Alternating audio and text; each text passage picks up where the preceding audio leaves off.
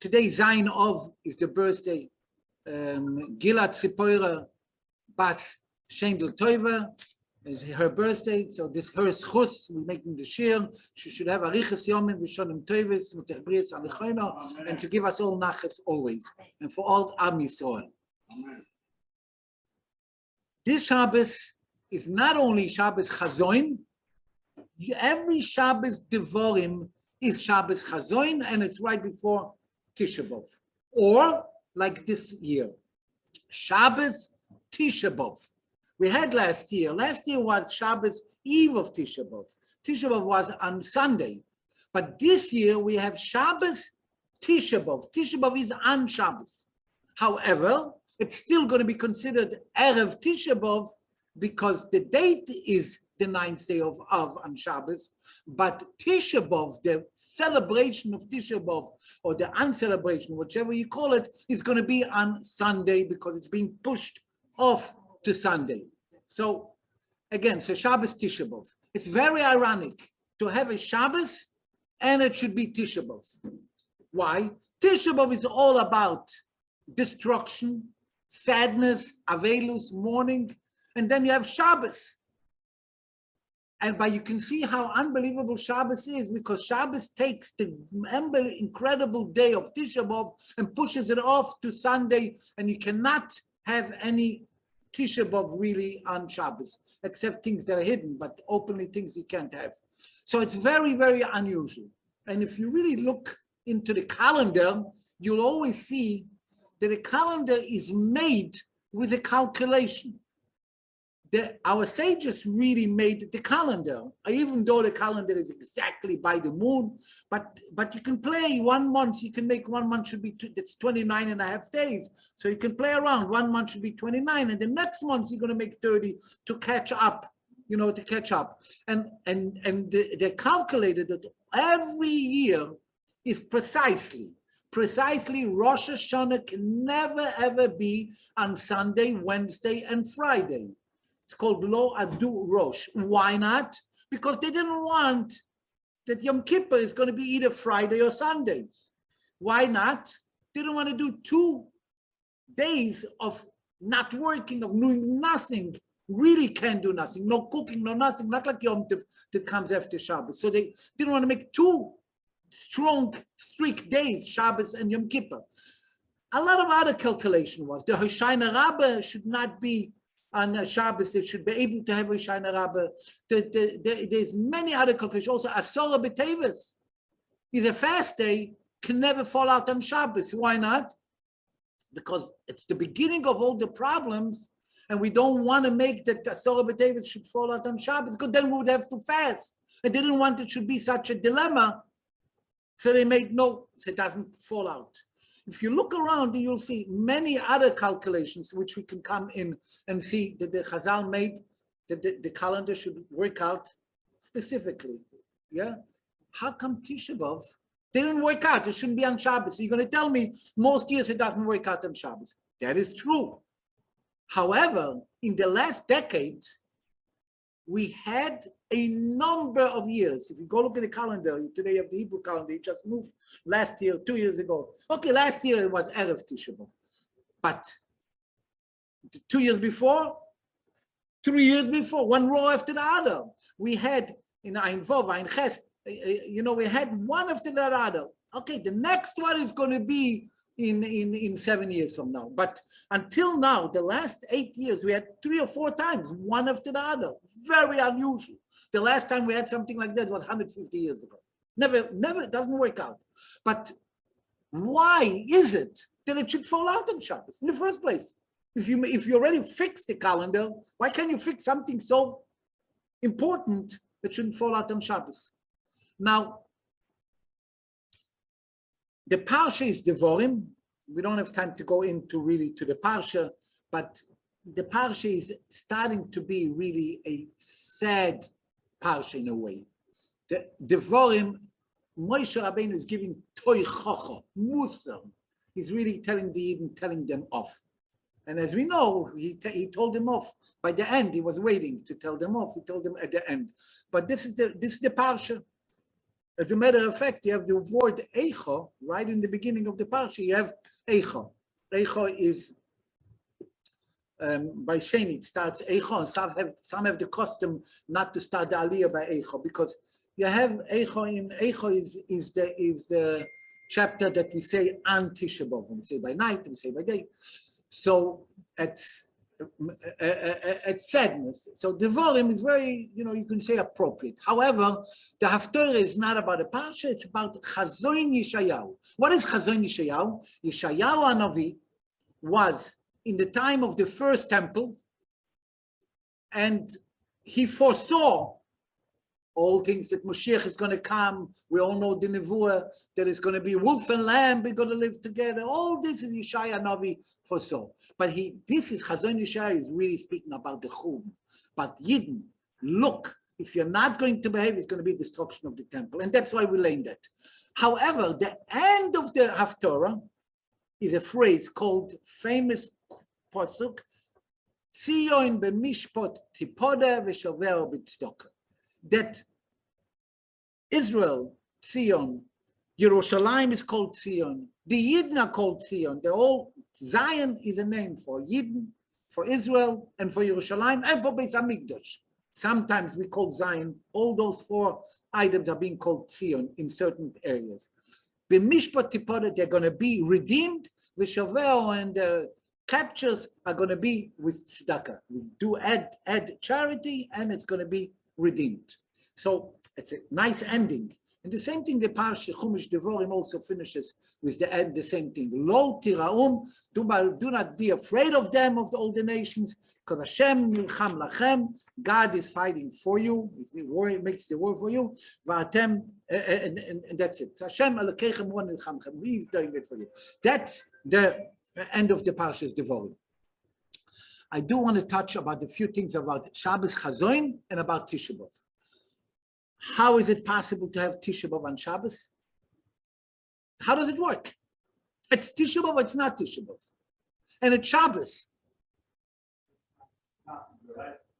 Because it's not Minat Torah, but it's the Chazal, the Chachamim can do certain things. Rosh Hashanah falls out on Shabbos, you don't blow shofar. It's a mitzvah Minat Torah to blow shofar. So obviously TishaBav is unbelievable, right? And we know how TishaBav is. And on the other hand, it falls out on Shabbos, and we have no problem. We do everything. There's no minimize every mitzvah of Shabbos to joy on Shabbos. We're not allowed to do anything. Even in the eve, right before the Shkia. The Shkia is going to be at 8:05 p.m. At 8 o'clock, I can eat a cup of wine, I can drink a cup of wine, I can eat meat at 8 p.m. on Shabbos. 3 minutes before 8:05. How is it possible? There's a very interesting vote of Rabbi Holzman. Rabbi Holzman was a very big chassid. He was a chassid of the third Lubavitcher Rebbe, actually, but he himself was almost a Rebbe in his own right. He was called the Cholamoid guy. Why is it called the Cholamoid guy? Because he got married at 12, so he had a talis, but without film. And on Cholamoid, we don't put on film on Cholamoid. Some, they do have a talis. So they call him a Cholamoid boy, because he went there with a talis, but he didn't put on film yet. But a very, very holy man.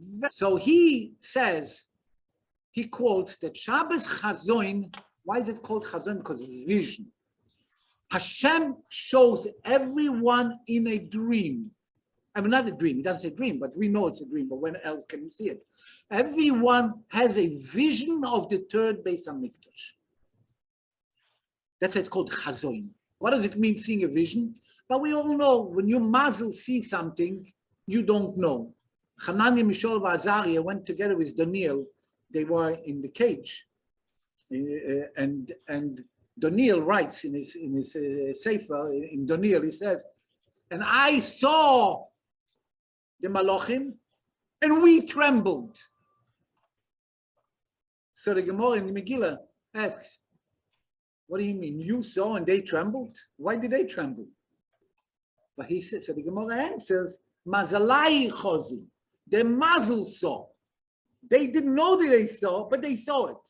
So they gave it tremble, Anyway, so we see, every one of us sees the Beis HaMikdash. What's this whole idea of seeing the Beis HaMikdash? You know, it's like someone, he gave an example, the Rabbi Paritcher. You know, you tell a kid, when they make dirty their suit, one time you get them another suit. They make dirty a can, you take away the suit.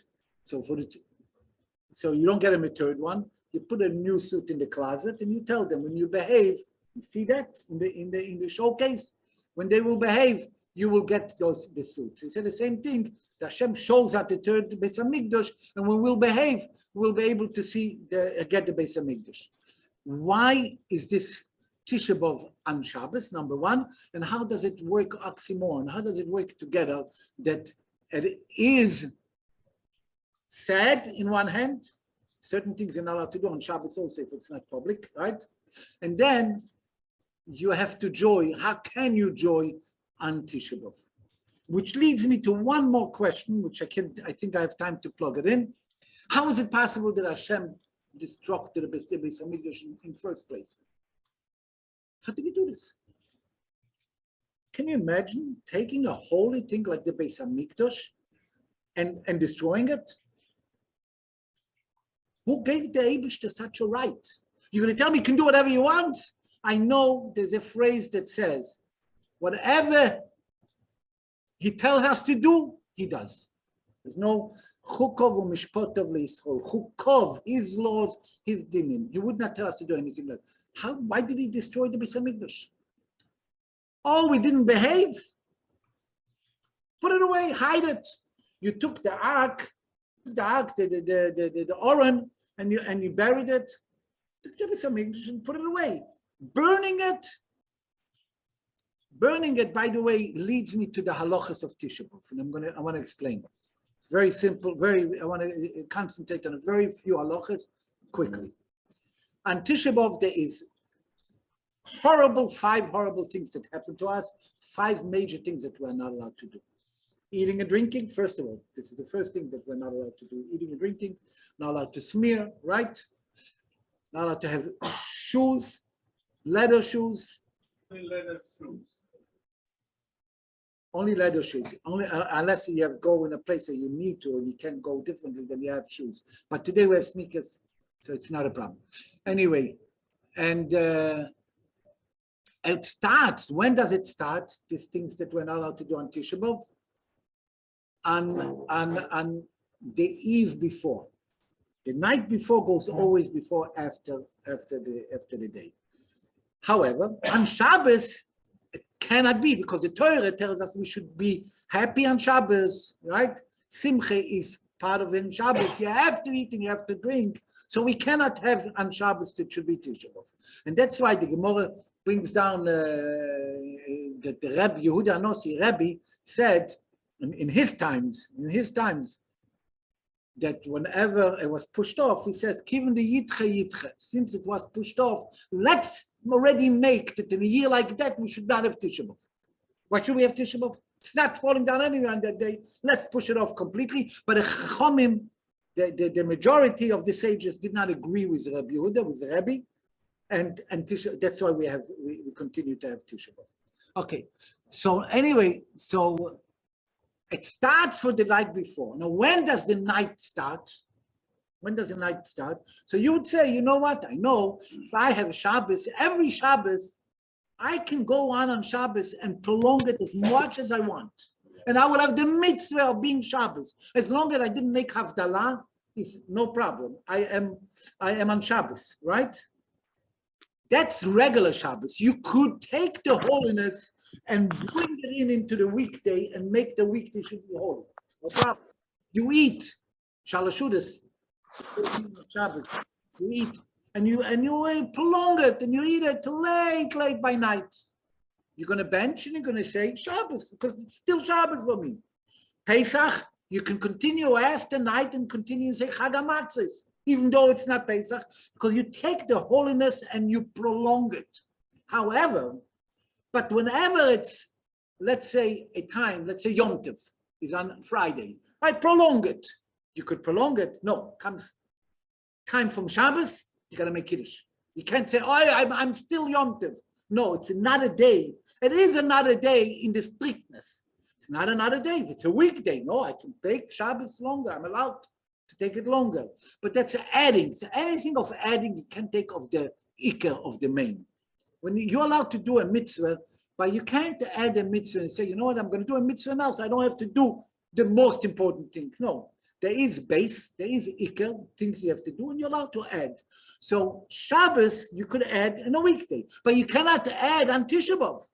We already pushed off from Shabbos to Sunday. But on Sunday, it starts as soon as it's night.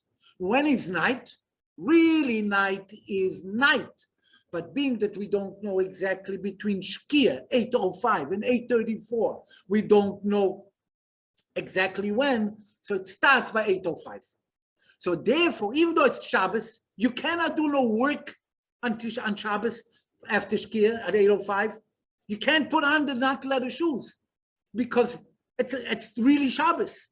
But it's only Shabbos in the holiness, but not the strictness of Sunday is already applying now on Shabbos, on Shkia, because maybe it's night. It's a maybe. I can't put on the non-leather shoes and I should put on my TishaBav shoes. I can't put on because it's maybe Shabbos. So I'm not allowed to put on non-leather shoes on Shabbos. But on the other hand, I can't eat because it's already maybe Sunday. So therefore, between Shkia and this is a gray area. The gray area we use for both. So that's it. However, when it comes to Mitzvah Shabbos, for sure Mitzvah Shabbos, we call it 8:51, but probably you could already from 8:35, 8:36 and up, already really night. You have to say Bol Chamavdil. You have to make Havdalah. And those who eat or drink or have an heter meaning is they're allowed to eat and drink, they must make Havdalah first. They should make Havdalah first, at least the men for sure, but even women also should make Havdalah first, either Mitzvah Shabbos or they do it on Sunday, whenever before they eat. And then starts TishaBav start. Then after saying Bol Chamavdil, TishaBav starts. So getting back to the questions, how does it work together on TishaBav, on Shabbos, and Parshas Chazon? And the answer is going to be, how did Eibishter do this destruction? In a word, in the 18 minutes, which I'm still, Baruch Hashem, on. There is no such a thing that Hashem punishes us for punishing. There was once a teacher, it's called Reb Nissen, not so long ago, 2 generations ago, by the Frierdiker Rebbe. I think he was a real chassid, a scholar, a learner, and he was a good teacher. How do you know he's a good teacher? No, he had all kind of animals in the house. He had chickens, he had goats, because he wanted to show the kinderlach how to experience. They should understand.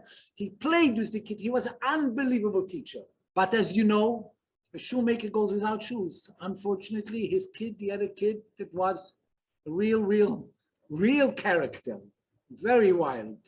Not wild is okay, but he was not a behavior, really not a behavior. And so not behaving that he took all the animals, the chickens and the goats and the sheep, and he cruel to them. Used to be things, used to take off their feather. I mean, I was like really bad, really bad. One time this Reb Nissen is sitting and learning, and he hears how the animals are like crying, like it was the noise. He couldn't take it. He just couldn't. He called in his son, and he punished them. And he did it the fashion way. You call it the old-fashioned way. He did it the right way. I'm going to take it off the tape. Anyway, he a few patchen, as if it's darf zu sein, punished him. And he said to him, "What the pain that you did to the animals, you should feel. You should feel what you're doing to them." And the kid, as a kid, went out angry, slamming the door, if there was a door, and running out, and all angry. calmed down a little bit. After a while, he comes back home, and he sees his father and Nissen. He couldn't believe it. He's sitting there crying and crying and crying. What happened? The father was painful, so painful that he had to punish him. He didn't want to punish him. But he was crying about it. Why did my kid been so bad that I had to do this? He was crying. He was pain with him together. Hashem is in pain with us, but he is begging us. That's why it says, that as soon as was the destruction of the Mashiach was born, he's punishing us, but he's being more punished himself. The father of Nissen was hitting his kid because it was his kid. He loved him so much. An aunt will never hit, never punish. They'll always give gifts, candies, everything. But the mother will be upset. They'll punish. Why?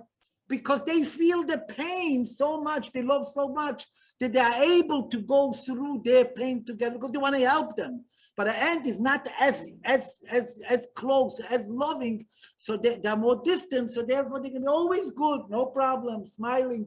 They'll never punish because they're not as strong. The Hashem is so close to us. So because of our love, he punished us. He punished us, but he wanted our better. Destroy the temple because this temple is going to be rebuilt much better. You're allowed to take off here, God willing, we're going to take this building, we're going to make a beautiful center, we're going to destroy it. This is a shul. How can you destroy a shul? You cannot.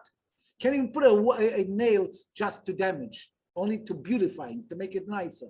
We're going to do that because we're going to make it nicer. Hashem knew that if I leave a Beis Hamikdash, it stays there. They're stuck with that. He wanted to give them a beautiful Beis Hamikdash, a godly temple. Therefore, he was allowed to destroy it, and that's why he did it. But by doing that, he's painful with us. Therefore, it's on Shabbos, we have the positive and the negative, but on Shabbos, you don't have the negative. You only have the positive. In the negative, there's a lot of positives. But because it's Shabbos, we see the positive. That's the reason Rabbi Yehuda Anossi wanted to push it off, because he felt if we had TishaBav and Shabbos, we have only the positive. So let's forget about the negative. It's not here. Our sages said, no.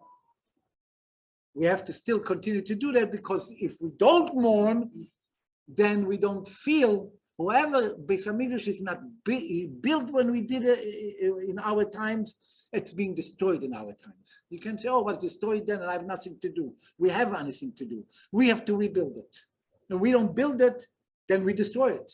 So our job is to be in this Shabbos, to do the things that we know positive, and it is TishaBav, the positive, and the positive on Shabbos we're going to take with us on Sunday TishaBav to continue, even though we're going to be doing the halachas, what it says in TishaBav, but also knowing that we are ready, like it was in that time when the destruction was already built, Mashiach already was born.